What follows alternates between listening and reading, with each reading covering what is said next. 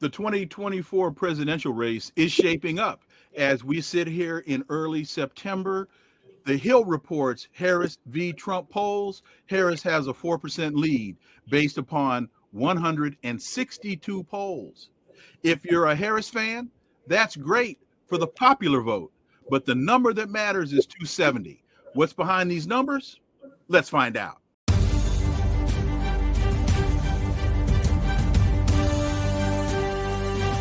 Connecting the Dots with Dr. Wilmer Leon, where the analysis of politics, culture, and history converge. Welcome to the Connecting the Dots podcast with Dr. Wilmer Leon, and I'm Wilmer Leon. Here's the point. We have a tendency to view current events as though they occur in a vacuum, failing to understand the broader historical context in which most events take place. During each episode, my guests and I have probing, provocative, and in-depth discussions that connect the dots between these events and the broader historic context in which they occur. This enables you to better understand and analyze the events that impact the global village in which we live. On today's episode, the issue before us is, what's the layout of the domestic political landscape? And for some invaluable insight into this and some other issues, let's turn to my guest. He continues to be one of the most astute political minds of our time. He's the 66th governor of Virginia, the nation's first elected African-American governor, former mayor of Richmond, Virginia, and he is the founder of the L. Douglas Wilder School of Government and Public Affairs at Virginia Commonwealth University in Richmond, Virginia, and a man that I am very proud to be able to call a friend. Governor L. Douglas Wilder, welcome to the show. Thank you, Wilmer, and it's always good to be with you, and always learn from you as well and share the opportunities for us to spread to others who would look to what we say for guidance or correction or whatever it is they feel. I'm always privileged to be with you. Well, sir, the privilege is mine. Thank you so much for those compliments. Before we get to your analysis of the upcoming election, talk a little bit about the L. Douglas Wilder School of Government and Public Affairs at VCU. It's my opinion that of all of your historic and significant accomplishments, this one is historic and significant.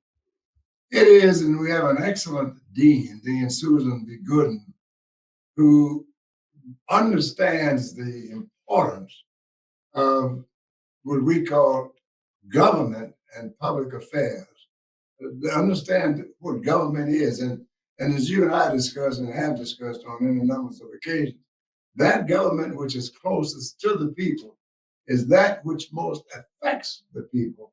And local government, yes, we're concerned with who's going to be president, but who's going to pick up the trash? Who's going to provide housing? And so we connect those dots between national elections, national government, and local government, and we involve the issues. We have a measure that she calls RISE, a Research Institute for Social Equity. And it's very important, and that's distinguished from DEI. Mm-hmm. Talking about American history. And Wilma, I don't have to tell you, you have no idea how many people are not aware of the history of America, not just Black history, but American history, which includes all of America's people. That's what we try to do in our school. We're critical, we're analytical, and we hope to improve. Your point about people not being aware of American history, and I'm going to get to the Wilder bite in just a minute because you did some surveys on some of those issues, but just the overall idea of teaching government in school, that is becoming harder and harder to find middle schools and high schools that are going to teach government in school. You'd be surprised, or maybe not surprised, to know that our governor, Governor Glenn Youngkin, requested syllabi from our school, as well as a couple of other schools in Virginia, as to what is being taught relative to this history. The governor of the state of Virginia wants to be able to approve himself singularly, not the boards of visitors, not the people who are the historians, but he wants to do it, and we've rejected it. People have rejected it. And I think one of the reasons is people want more of a corrective history. Tell it all, the good, the bad, and the ugly. And then we can improve upon it. We can see what it is we may have done wrong. When I ran for office, I never ran as a black person. I ran as a person entitled to run because I fulfilled the obligations of the need to run for office, age, residency, etc. I never have considered myself a black governor. The vast majority of people in this state are not black. Matter of fact, Virginia, when I ran, was the lowest concentration of black voters or black population of any of the southern states. And so, but for whites voting for me overwhelmingly to the extent that they did, not overwhelming in terms of the numbers, but overwhelming in terms of precedent, I wouldn't be here talking to you today as the former governor or the former mayor or the former editor. One of the things that I find incredibly invaluable is I get that you have a publication, Wilder Policy Bites. Yes. And the most recent, which I think was released on the 25th of August, Yes. is entitled Commonwealth Poll, Most Virginians Agree, History of Race Should Be Taught in Schools. On the issue of education, 75% of respondents think the history of race should be a subject in K through 12. There were 3 bullets. That's the first one. The second one is about Gaza and Israel's military action. 39% said Israel was justified in taking action in Gaza. And the third point, a high percentage of Virginians agree that VCU President Michael Rao should provide public accounting of money. I highlight those 3 because that's quite a diverse area of information and polling that you all are doing with your Wilder Policy Bites. Well, thank you very much. And Policy Bites is put on by our school dean Gooden. Dr. Robin McDougall handles the polling that we have and put forth. But what you just cited was illustrative of what the governor obviously doesn't know.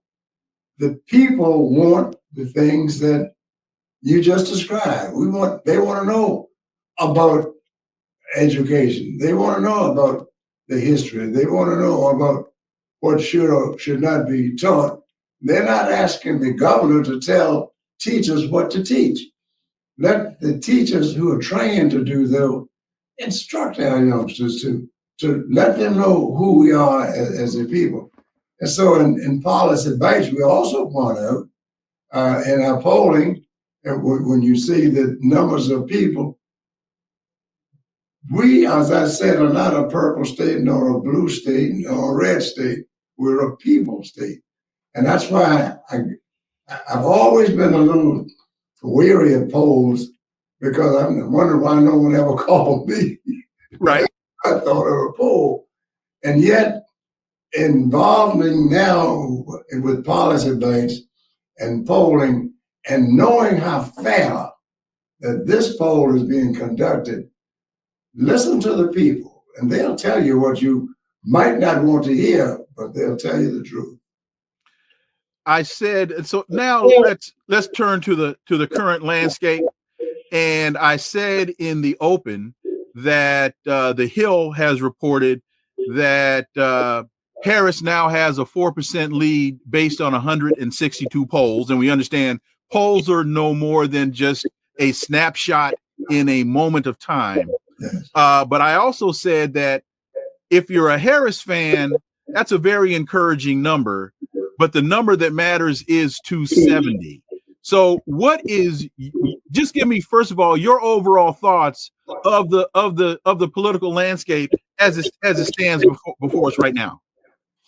Well, as you know, there are those who vacillate from day to day in terms of what this group says, what this person says. as I see the political landscape now, it's a turnout election. By that I mean, notwithstanding what the poll says, who's going to vote? Who's going to get up? Who's going to feel motivated? Who's going to feel inspired? That's why, even in our state, our last poll showed plus or minus 3 to 4, and that was with Harris leading. But are those people going to get up? Are they going to go out? Are they going to vote? Suppose it rains. Suppose you're not having child care. Suppose any numbers of other things. How important is it for early voting? Mm-hmm. We're going to do that. So I wouldn't pay any attention to those polls as it relates to being comfortable. I would consider them in terms of being inspired to say, look, we can win. This is what I think it takes to win, and go to the people. And I think in this case, the debates do matter. And this next debate, or this first debate between Trump and Harris, is going to be very telling. It depends on which one of them is going to be appearing to be presidential, which one speaks for a voice for the future, and which one speaks for the people. I was asked a couple of days ago for my opinion about the upcoming election. And my answer was, well, we have two troublesome candidates. We have a former president with a well-established and horrible record. We have a sitting vice president with very little to show for her efforts up to this point. Neither side up to this point is really articulating substantive policy. Trump continues with his personal attacks and invectives and running on this Project 2025 agenda that he now wants to run from. And there's still no policy tab on the Harris-Walz website. It's one thing to tell us what you're going to do. But I say this to all of the people who tell me they want to run for office or that they want to be promoted further in office. What have you done? What have you fought for? What is your unfinished agenda? What will you continue to fight for? What is it that would make me want to vote for you? Give me some idea of the things that you tried to do that you haven't been able to get done, but that if you got elected, you feel that you'd be more favorably inclined to do so because you'd have a greater following. Those are the kinds of things the public want. They don't want to hear giddy sound bites or people coming out, I support this person or that person. What will you do to make me say that I can support you? That has to be an individual decision. And that's why those who are running for office, particularly in this election, this is going to be a very trend-setting election because, as you pointed out, you got a history maker in the process with Kamala Harris, and you got a troublemaker who has been the president of the United States, which means don't take anything for granted. Don't take these polls for granted, because the only one that counts is the one that's taken on the election day. So one of the takeaways that I have from what you've just articulated is the fact that Vice President Harris is an AKA, part of the Divine Nine, which both of us are. The fact that she went to Howard, which both of us have done, and the fact that she can do the electric slide, which I can't do, but I know you're a pretty good dancer. None of that really should matter. No, they're introductory. The question is the same thing we've been talking about here. What have you done? What are you trying to do? What will you be able to do that is of an interest to me and mine? What about public safety? What about housing? What about health? Well, what about the expenditure of money, the high cost of living, the economy, and all of those things? Tell me where you stand on those issues so that I can determine what's best for me and mine. And once that happens, then I'm in a better position to say, I've got to not only vote for you, but I've got to get out and get others to do so too. See, enlisting my vote is one thing. enlisting me to encourage others to vote is something else. That's what has to be done. And this issue around Project 2025, a 900-page document. I read that about 140 people tied to the Trump administration helped to write the document. And the former president wants to throw up his hands and say, hey, I don't know anything about this. I don't know where this came from. This has nothing to do with me. And we know the power of the Heritage Foundation. So now all of a sudden, these 900 pages don't mean a thing. Well, it doesn't not only not pass the smell test, it doesn't pass any test. And so I would think that disclaimer on behalf of the president would be something that he would be better advised to forget. Don't disclaim it if you claimed it up to this point. Best thing you need to do is to say the things within that you would change even now that it's been criticized, or that you would stick to now that it's been criticized. But the disclaimer is not going to work. One of the things that I've been saying about this document, because in some circles it seems to have just come up out of nowhere, I say to those who want to run around with their hair on fire, it's old wine in new bottles for the most part. It's not new. You go back and read Newt Gingrich's contract with America.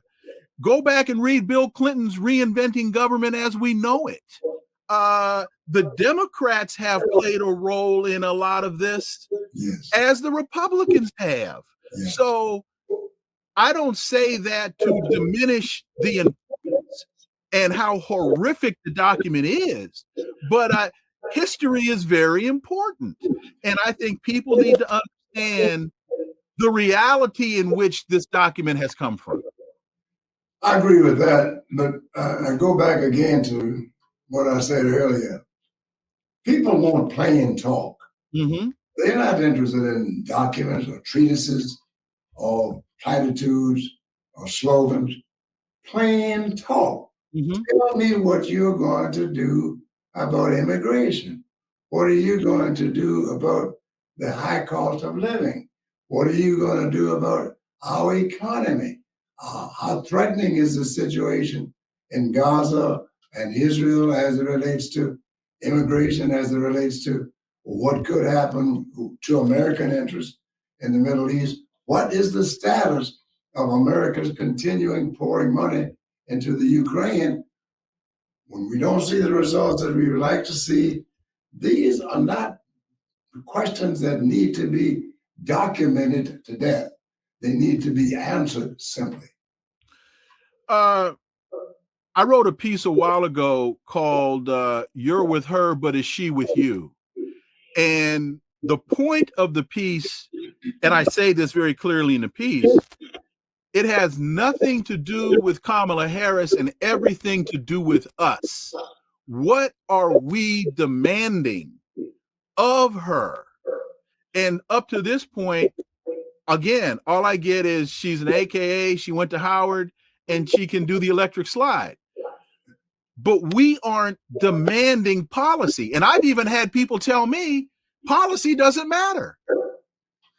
Well, again, I agree with you, and I hate to keep saying that. I don't mind it. Go ahead. But I like saying it because it's good to hear somebody finally make some sense. The question really is not what you're going to do for me or for you. What are you going to do for the people? Where have you derived that impetus? Where have you gotten what I would call the thriving interest to say change has to be made? What needs to change? What do you see as it relates to what you did as mayor of the city, or what you did as senator, rather, what you did, and what you're doing as vice president? That's another thing that Ms. Harris has got to be very careful of. You are a sitting vice president with a sitting administration What has your administration been successful in doing? Yes, you made some tie-breaking votes, but in breaking those ties, what have they done and accomplished to the extent that they need enrichment, they need restructuring, or are there more things that need to be put on that table? Forget the past as it relates to what has been done in terms of what you promised. Fulfill those promises. Show us what you can do. And if you had my support and the support of the people of Virginia and support of people in all of the states, it could make a difference. What do you say, going back to the fact that there's not even a policy tab on her website? And I've had some people tell me, well, it's too early for that, that the sooner that she articulates policy, that gives the Trump side more time to attack it. To which I've said, well, if you articulate policy, if you understand the policy that you're articulating, then you should be able to defend what you've stated. You should welcome that attack, because that'll give you the opportunity to expand the conversation. Couldn't agree more.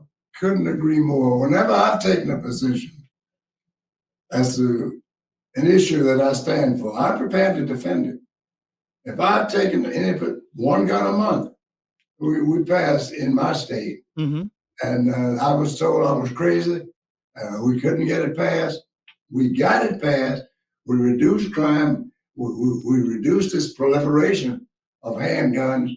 And even though I was criticized, we got it done, and we set a model for the rest of the nation.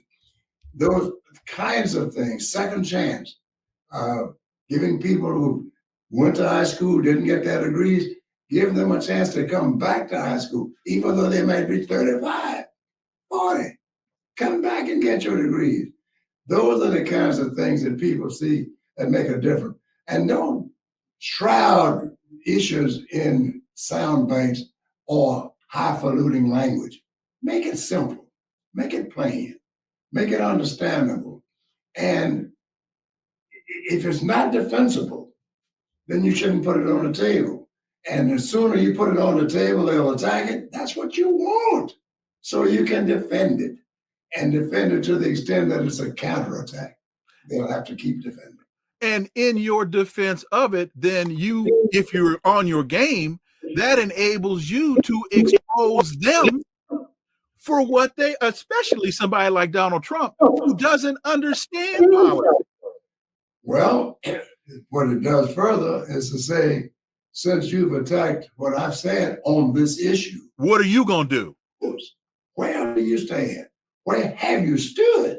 Then why are you all of a sudden now going to do something when all of this time you haven't? You mentioned one gun a month in Virginia, and that brings me to the most recent shooting, Appalachia High School. Colt Gray, a 14-year-old, murder is accused of 4 counts of felony murder from shooting in his school, and it's now reported that his father has been arrested and for having purchased the firearm for him. And the Republicans primarily still stand on these, to me, insane opposition to simple, common sense gun legislation. Well, some Republican representatives might feel that way, but I think the people in the community, Republican, Democrats, Independents, and all, they want sensible legislation. They want reasonable controls. They want the right to defend themselves. And I think government constitutionally has to afford people that right. But this doesn't mean you open the floodgates. There is no excuse in the world for this 14-year-old to have done what he did without the knowledge and the consent of his parents. And that's why the father is in court, and he should be. You know, you just mentioned the people want sensible gun law. Yes. An overwhelming number of Americans want the genocide in Gaza to end. Yes. An overwhelming number of people in the United States are tired of their hard-earned tax dollars being wasted in Ukraine. Yes. But the legislators don't seem to be listening to the people. Couldn't agree with you more.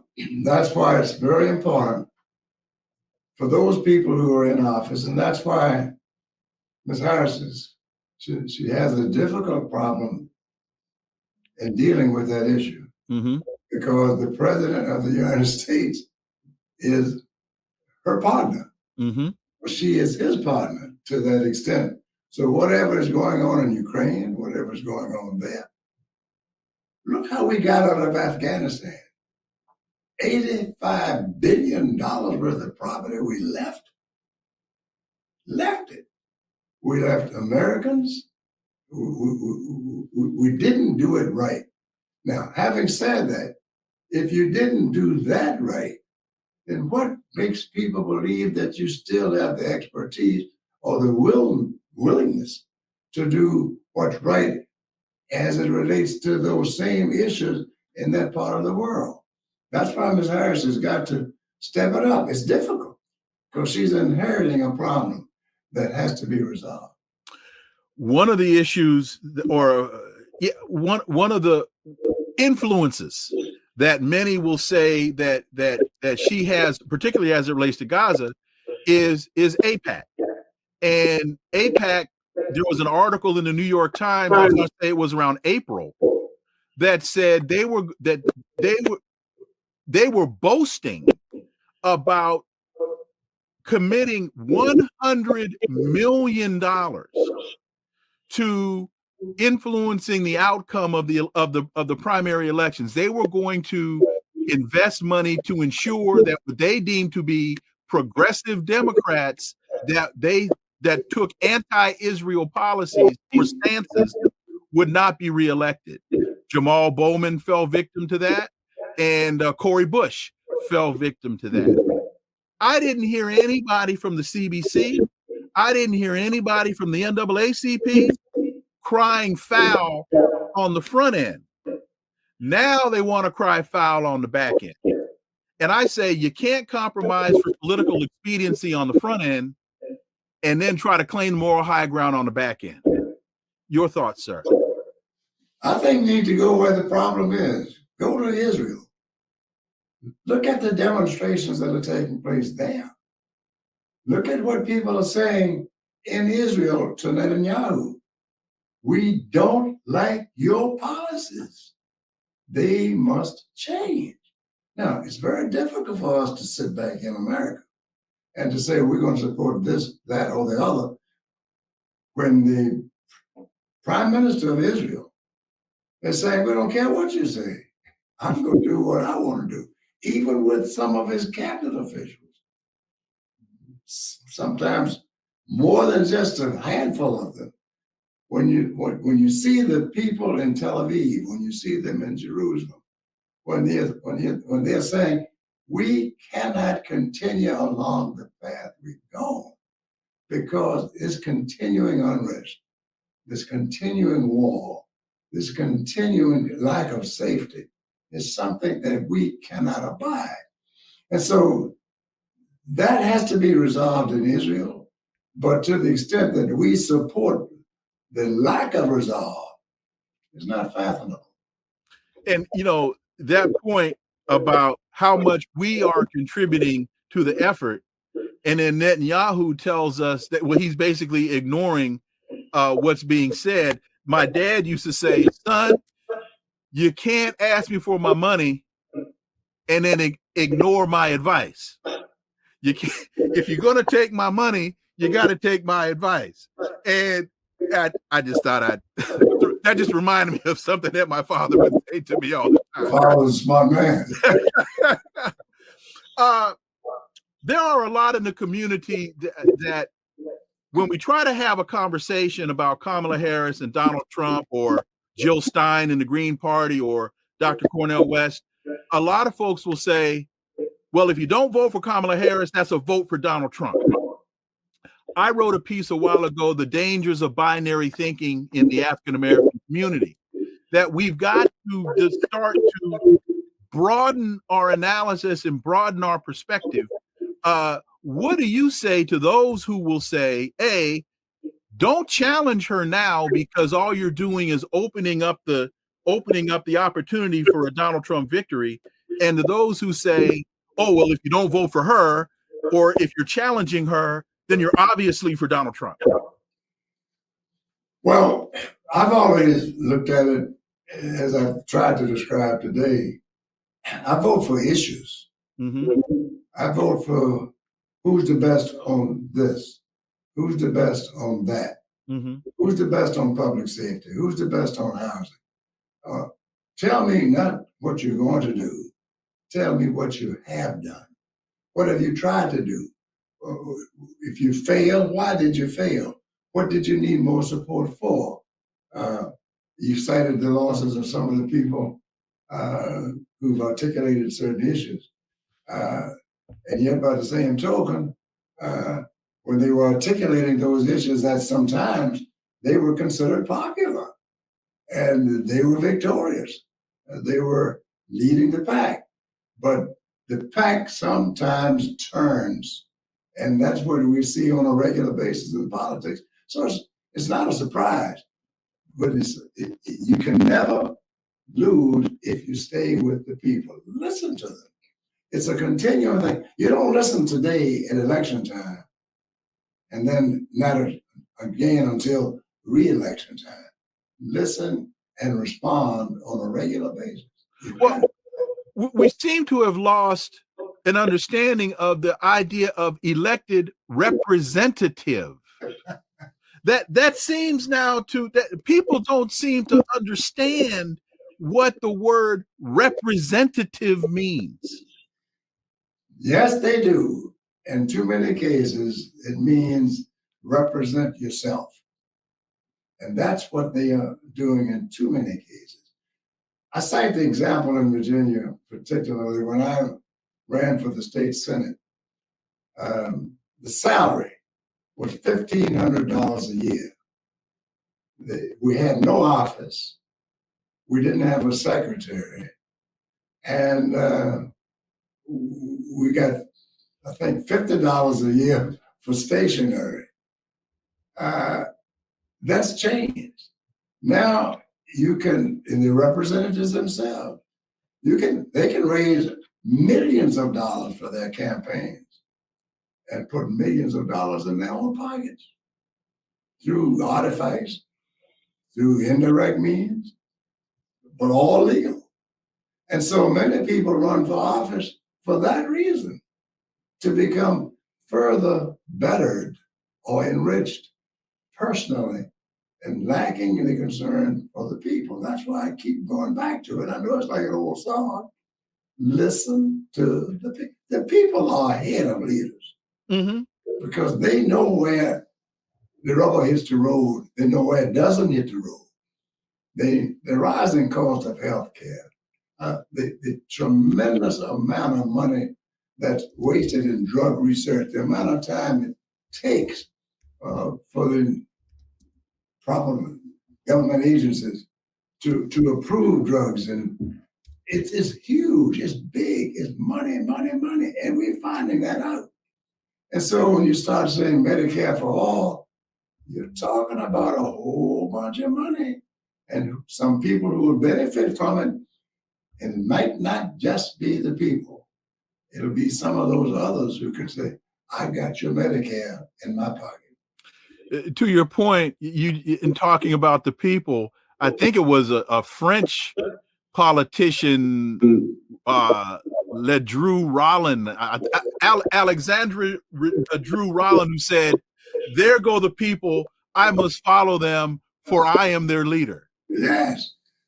It was, I thought it was, it might have very well been. Okay. And saw the crowd charging the Bastille. Right. And he said, where are those people going? After all, I am their leader. You're You know, right. you also mentioned you said you want to know from someone that's running for office, what have you done and what have you tried to do? Yeah. And for me, in many instances, it's the tried to do that can be as important. If what were you willing to fight for? I say that about Barack Obama all the time. People tell me, oh, well, Wilmer, you don't understand what he was up against. Wilmer, you don't understand all the opposition. I said, well, wait a minute. What did he go to the bully pulpit and demand? What was the hill he was willing to die on? I never understood that. I don't know that that was ever clearly articulated. Am I off base? Well, I think to the extent that you don't try to do things just because you're going to be successful in doing it. It took me 8 long years to get a state holiday for Dr. Martin Luther King Jr. Virginia was the first state in the nation to have a legislative holiday set aside for Dr. Martin Luther King. It wasn't New York. The Commonwealth of Virginia. Commonwealth of Virginia. The bastion of the Confederacy. Right. They told me I was. Wait a minute. Let me throw out one more data point. I think the largest slaveholding state in the country. Exactly. Okay. Presidents of Virginia owned slaves. Well, presidents of the United States own slaves. Yes. That's not good. Presidents of the United States Right. owned slaves. Right. But they were from Virginia. Right. People said when I put that bill in, they said, well, we didn't elect him to do that. No, you didn't. But I felt I was elected to do what I considered was right. And now old people, they cite it all the time. Virginia was the first state to have a legislative holiday for Dr. King. And as I said, it wasn't the northern states. It was Virginia. And I didn't do it. What would I benefit from it? What do I get from it? But King sacrificed so much. He spoke to the need for people to come together, to recognize that their differences could be set aside. And one of the things that I always remember about him, he said, adding additional numbers is one thing, but you must remember in a column, numbers will eventually end up at 0. Mm-hmm. And you have to go to the next column. Give me a little background on the process for the King holiday, because I know, for example, former Congressman, the late Congressman John Conyers, he put a bill in every year to get a federal holiday for Dr. King. Did Congressman Conyers come to you? Did you just decide for yourself, hey, I'm going to do this? How did that process start with you? I did this on my own. Okay. King and I separated by 2 days in birthday. Mine's the 17th, he's the 15th. Mm-hmm. And we separated in age by very little. And I was just so impressed in terms of reading the kinds of things that he had done and what he was doing, that I said, I'm going to put it in. So when I put the bill in, they said I was crazy. I would get the bill passed in the Senate. And I said, wow. And then the House of Delegates would kill it. Mm-hmm. I then would get it passed in the Senate and the House. A governor vetoed it. I had to wait 2 years because you got to wait till another session, full session of the Senate comes in. Mm-hmm. I got it passed in the Senate and the House again. And another governor vetoed. That King holiday bill was vetoed by 2 governors in Virginia. And all of this was taking place when I was a state senator. Yet, I got it done because the people wanted it. And now that we've got it, I don't want credit for it. Mm-hmm. Understand what King was involved with and what he meant. Not just parades and marches, but betterment of mankind and the lifting of the veil of ignorance and making certain that we had a better life for all. As we wrap up this conversation, and thank you, you're always so gracious for me when I call you. We're spiraling closer and closer to the 5th of November. What are the three most important things that stand out in your mind about this upcoming election? If someone walked up to you as you're stepping out of ECU today and said, "Governor, I'm not going to vote in November," what are the three most important things you say to them? Well, then you obviously are not, you don't consider yourself a citizen. You don't consider yourself worthy of being considered a citizen. And whatever is going to take place, you deserve it, notwithstanding what happens to you. So you should never be in a position to complain about anything. And so to that extent, don't vote. You're not doing me a favor if you don't vote. You're not doing anyone else a favor. If you do vote, you do yourself a favor if you vote. And if you don't understand that now, you might know. We're very fortunate in this country to where the transition in government doesn't result, well, except for the last time with Donald Trump and the 6th of January, usually doesn't result in public unrest. The transition of government is usually calm. So folks will say, well, my trash is going to get picked up, the stoplights are still going to work, and there's going to be milk at the grocery store when I go to get it.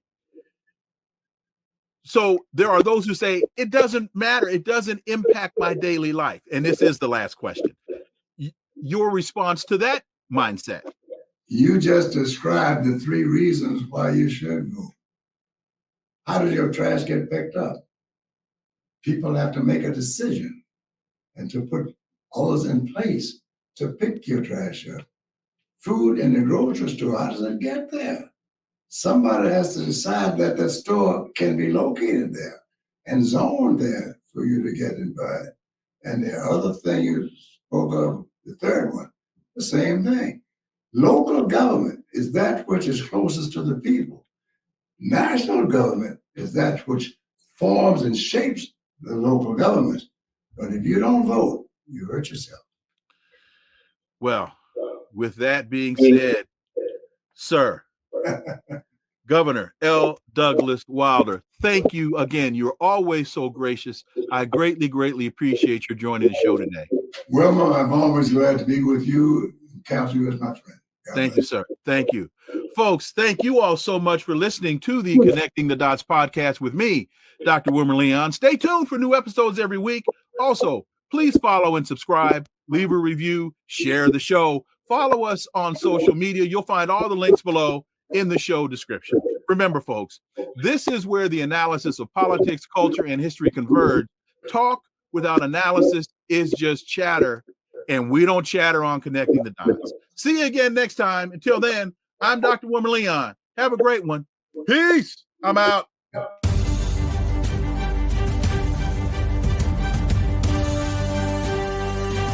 Connecting the Dots with Dr. Wilmer Leon, where the analysis of politics, culture, and history converge.